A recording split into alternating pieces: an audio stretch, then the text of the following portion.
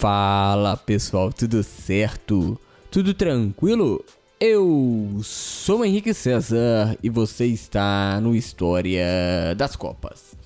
E nesse vídeo você saberá como foi a Copa de 1982. Dito isso, deixe já o seu like no nosso vídeo, se inscreva em nosso canal para não perder as novidades por aqui. Copa na Espanha. Aumento no número de participantes. Brasil favorito.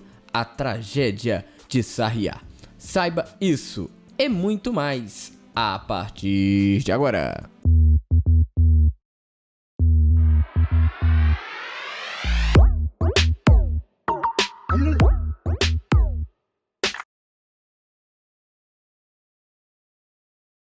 Os espanhóis haviam manifestado em 1964, no 34º Congresso da FIFA, a intenção de organizar o Mundial de 1974.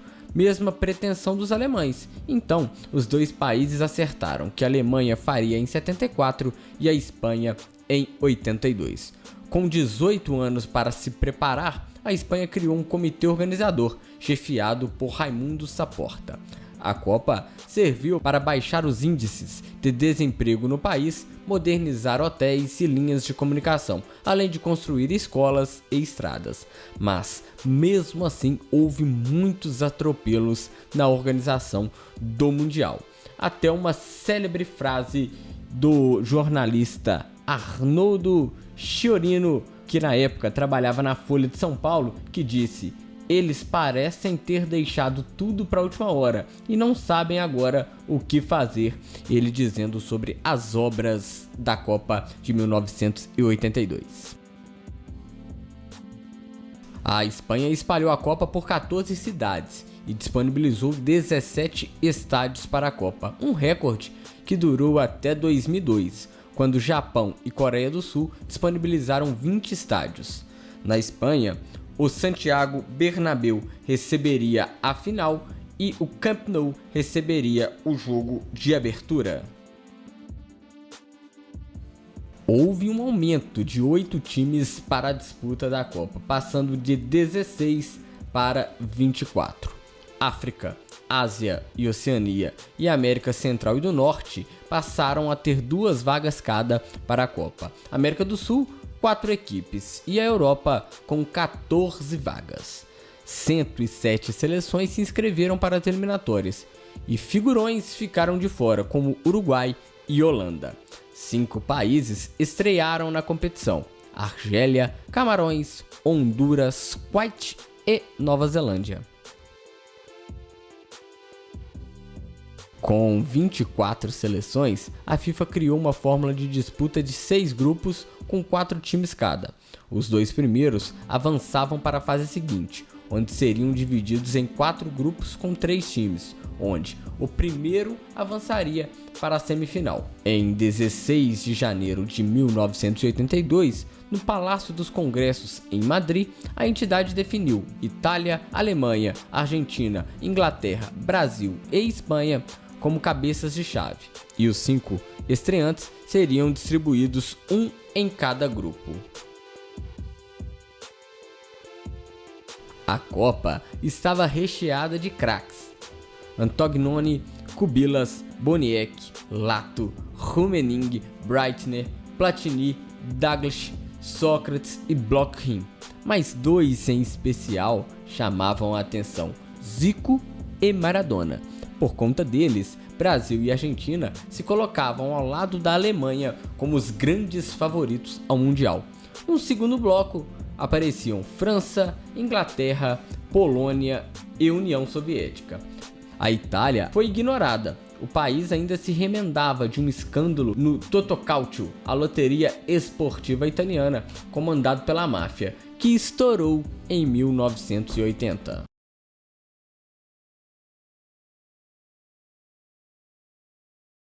Após a Copa de 78, o Brasil manteve seu treinador, Cláudio Coutinho. Em 79, convocou Júnior e Falcão para a seleção. juntamente com Sócrates. Mas, mesmo com eles, o Brasil perdeu para o Paraguai e caiu nas semifinais da Copa América. Assim, chegava ao fim a passagem de Coutinho como técnico da seleção. Para o seu lugar veio Tele Santana. O Brasil passou sem sustos pela eliminatória e se qualificou em primeiro lugar para a Copa do Mundo. O Brasil embarcou para a Espanha com uma ausência de última hora do centroavante Careca, mas nada que quebrasse o bom clima vivido pela seleção. Embalada pela música Voa Canarinho, a seleção voou para a Espanha como uma grande favorita ao título. Voa, canarinho, voa, mostra pra esse povo que és um rei. Voa, canarinho, voa. No grupo A, Itália e Polônia eram as favoritas, mas não jogaram nada nas duas primeiras rodadas.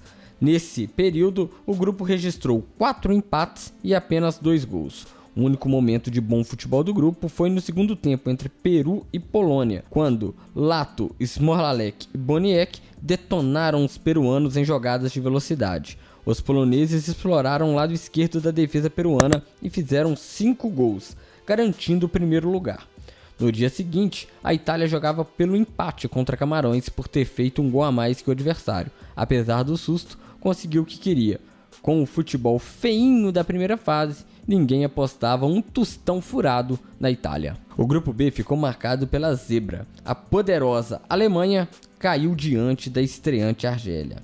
Na última rodada, os argelinos derrotaram o Chile, foram a 4 pontos e ficaram no aguardo da partida entre Alemanha e Áustria no dia seguinte. Para esse jogo, um placar de 1 gol de diferença a favor dos alemães classificava os dois vizinhos europeus e eliminava a Argélia. E não deu outra. O alemão Rosberg marcou o único gol aos 10 minutos. E nos outros 80, os 22 jogadores ficaram tocando a bola sem nenhuma objetividade. A torcida vaiou e até o árbitro Robert Valentine pediu que os dois times jogassem um mínimo de futebol, mas eles nem queriam saber. No grupo C, todos os olhos estavam voltados para Diego Maradona, jogador argentino de 21 anos. Havia quem dissesse que ele já era o melhor jogador do mundo. A expectativa aumentava, porque El Pibe havia sido contratado pelo Barcelona dias antes de estrear na Copa, exatamente no estádio Camp Nou. Mas, assim como todo o time da Argentina, Maradona decepcionou na estreia contra a Bélgica, e o time europeu venceu por 1-0. Com os resultados posteriores, ficou em primeiro lugar do grupo. Os argentinos recuperaram um pouco do orgulho perdido ao derrotar Hungria e El Salvador. Os húngaros, por sua vez, aplicaram a maior goleada da história das Copas, 10-1 sobre El Salvador. Mas o resultado foi inútil e o time acabou eliminado. No grupo D, a França era uma seleção bem cotada, mas a única partida decente na primeira fase ficou marcado por um bizarro acontecimento extracampo. O time vencia o Kuwait por 3-1, quando aos 35 minutos Giresse anotou o 4º gol. Antes da saída de bola, o Sheikh Fayed Al-Ahmad Sabah, chefe da delegação do Kuwait, entrou em campo dizendo que Giresse estava impedido e ordenou que o time deixasse o gramado, se o lance não fosse anulado. O árbitro soviético Miroslav Stupar cedeu. Mesmo assim, depois a França fez o 4º gol. O time avançou de fase, mas ficou atrás da Inglaterra.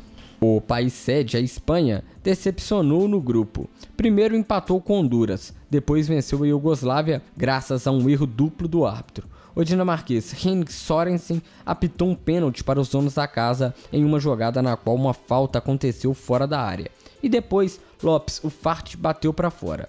Sørensen mandou voltar o lance, alegando que o goleiro, o iugoslavo Pantelic, havia se adiantado, com isso prejudicando o batedor. Na nova cobrança, Juanito marcou. Por fim, o time da casa perdeu para a Irlanda do Norte, que ficou em primeiro na chave. Pelo futebol apresentado, o segundo lugar até que foi lucro. O diário Marca chamou a equipe de a pior que a Espanha já levou a uma Copa. No grupo F, o Brasil teve uma estreia nervosa diante da União Soviética. O goleiro Valdir Pérez levou um frango. O zagueiro Luizinho cometeu 2 pênaltis não marcados pelo árbitro. E fazer gol no goleiro Dassaev parecia impossível, até que Sócrates e Éder acertaram 2 petardos de fora da área, decretando a vitória por 2-1. Nas 2 partidas seguintes, com grandes atuações de Falcão, Sócrates, Zico e Éder, a seleção goleou Escócia e Nova Zelândia, mostrando um futebol vistoso que encantou a torcida em Sevilha. Na decisão da segunda vaga, a União Soviética jogava pelo empate contra a Escócia. Os soviéticos saíram atrás no placar, mas aproveitaram as bobeiras do adversário e depois Dassaev segurou a pressão. Na segunda fase, no grupo 1, a União Soviética jamais havia perdido para a Polônia, mas os poloneses nem precisaram vencer para avançar. No grupo 2, após bater os anfitriões, a Alemanha teve que esperar o desfecho de Espanha e Inglaterra para se garantir nas semifinais. No grupo 3, depois de 3 empates na primeira fase, a Itália conseguiu vencer a Argentina. No jogo seguinte, o Brasil arrebentou os rivais portenhos sem dó. No fim, Maradona perdeu a cabeça, deu uma solada em Batista e foi expulso. No último duelo, o Brasil tinha vantagem do empate contra a Itália, mas falhou muito na defesa. Paulo Rossi aproveitou e marcou 3 gols e eliminou a seleção de Tele Santana, para tristeza geral, até mesmo dos espanhóis. O dia 5 de julho de 1982 ficou conhecido pelo dia da tragédia de Sarriá. No grupo 4, a França superou os 2 adversários e algumas brigas internas, principalmente entre os meias Platini e Larios, para avançar até as semifinais. Nas semifinais, Paolo Rossi voltou a decidir e levou a Itália para a final. A Alemanha eliminou a França após um jogo épico e uma vitória na primeira decisão por pênaltis da história das Copas. Na disputa do terceiro lugar, diante de uma França com um time reserva e um goleiro que falhou em 3 gols, a Polônia deitou e rolou e ficou com o terceiro lugar, batendo a França por 3-2. A final iria consagrar um novo tricampeão mundial, Itália ou Alemanha. Também, quem seria o craque da Copa, Paolo Rossi ou Rummenigge, que haviam marcado 5 gols cada na competição. A Itália havia despachado Brasil e Argentina. A Alemanha eliminou Espanha e França. Antes do jogo, a Itália perdeu Antognoni, machucado. O técnico Enzo Bearzot mandou a campo então 5 defensores.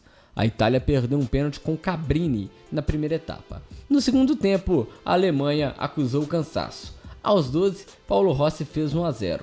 Aos 24, Tardelli ampliou. E aos 36, Altobelli fez 3-0 para os italianos. Breitner ainda descontou para os alemães aos 38, mas já era tarde para uma reação. A Itália, no seu melhor estilo, vencia a Copa e se tornava tricampeão mundial num jogo que teve a arbitragem do brasileiro Arnaldo César Coelho. A seleção da Copa contou com o goleiro Dassaev, da União Soviética, o lateral alemão Briegel, os zagueiros Gentili, italiano, e Pesce, da Áustria. O lateral esquerdo foi Júnior, brasileiro. O meio de campo teve os brasileiros Falcão e Zico e o francês Platini. O ataque, Boniek, da Polônia, Rummenigge, alemão, e Paolo Rossi, da Itália. Os números da Copa apontam o maior público para Argentina e Bélgica, com 95 mil pessoas, e o menor público para Peru e Camarões, com 11 mil pessoas. No total foram marcados 146 gols, para uma média de 2,8 por jogo. O melhor ataque foi a França, com 16 gols, e o goleiro menos vazado, Chilton, da Inglaterra, que sofreu 1 gol em 5 jogos. A maior goleada foi Hungria 10, El Salvador 1.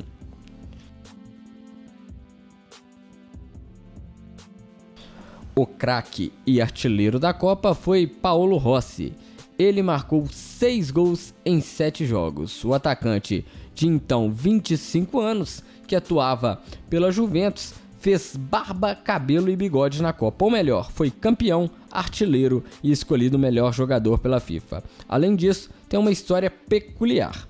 Em 80, ele foi suspenso por 3 anos pelo envolvimento na máfia da loteria esportiva. Antes da Copa, a punição caiu para 2 anos. Ele só havia jogado 3 partidas antes do Mundial e estava abaixo do seu peso ideal. E tá aí, pessoal, foi isso que aconteceu na Copa de 1982. Descobriu aí muita coisa que você não sabia? Comente aí nos nossos comentários, deixe o seu like, compartilhe com os amigos para descobrir aí sobre esse maravilhoso mundo que são as Copas do Mundo. E a gente volta no próximo vídeo trazendo a Copa de 1986. Claro, se puder, se inscreva em nosso canal e ative aí o sininho para te lembrar sobre sempre que acontecer novidades no nosso canal. No mais, forte abraço e a gente se encontra no próximo vídeo. Fui!